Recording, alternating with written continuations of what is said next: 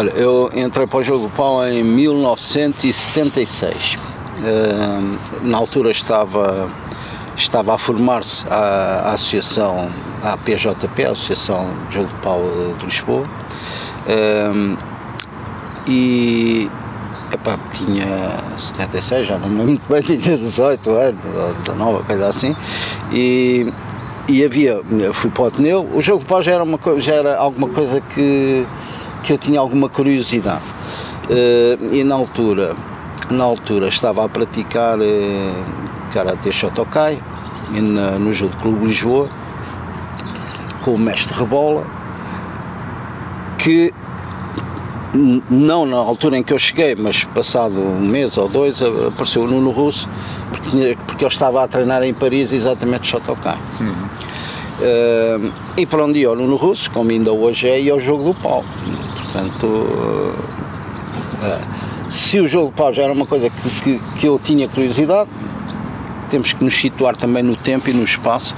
Em 1976 não havia telemóveis, não havia internet, não havia, portanto, isto parece um bocado a ficção, mas era mesmo assim, não é? Portanto, aquilo que nós tínhamos acesso era um bocado limitado, tínhamos que ir à procura, tínhamos que ir aos locais, tínhamos que querer ter uma vontade grande, não é como hoje, temos curiosidade, podemos ver no YouTube, agrada-nos, não nos agrada, e não, tínhamos que ir ver mesmo. E o Nuno Russo, claro que ele é mais velho que eu, 2 anos, e onde ele chega aquela força toda, então há 40 e tal anos atrás, não era uma força da natureza, com um entusiasmo muito grande, como vocês sabem, sempre uma vivência inteira do jogo do pau, e acabei por experimentar o Ateneu. O Ateneu, na altura, tinha um grupo muito interessante, todos da mesma idade, o Rui, o Acácio, o Edgar, o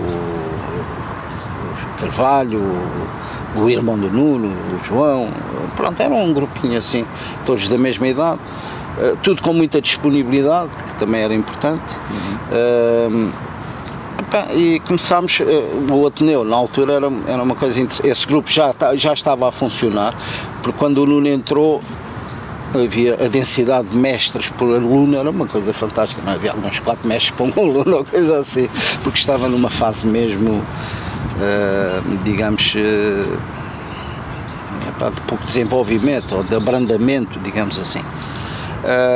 Esse grupo foi um grupo que muito interessante, com muito trabalho, um trabalho técnico que começou a ser desenvolvido na perspectiva que hoje podemos entender o jogo do pau, porque até aí o jogo do pau não era assim. As aulas não eram estruturadas, nem tinham uma progressão.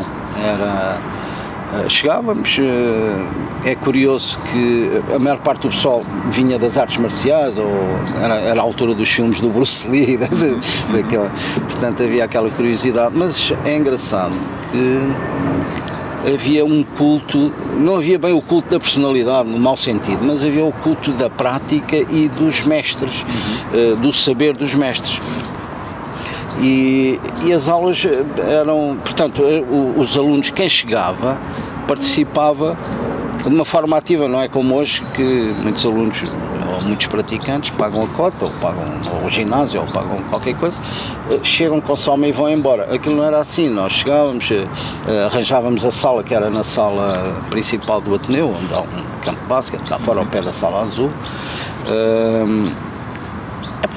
Arrumávamos a sala, íamos buscar os paus, preparávamos tudo para os mestres virem e darem-nos a honra de nos dar uma aula. Então, era você venha cá e tal, vou-lhe dar uma aula. E a aula praticamente não era como hoje, era jogar, e muitas vezes levar umas cacetadas assim para aprender e tal.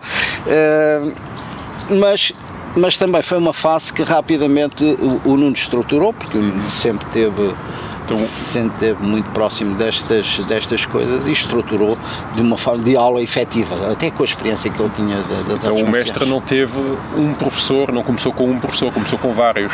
Comecei com vários. Pronto, a figura principal do Ateneu será sempre, e do jogo de pau, como é que vamos chamar, moderno, será sempre o mestre Ferreira. O mestre Ferreira é a grande referência porque ele faz o primeiro grande trabalho de juntar as duas grandes escolas. A Escola do Norte, porque ele é de Melgaço e aprende toda a Escola do Norte com um tio, assim. Aliás, ele contava, o Mestre Ferreira. O Mestre Ferreira era utilizando os termos de hoje, era aquilo que nós chamamos um sensei, não é? Não era um mestre era um mestre de jogo do pau, um mestre técnico, mas era um mestre de vida, não é? Era um mestre que dava ensinamentos, que não perguntava pelo teu nome, perguntava pela tua graça. Era assim que funcionava.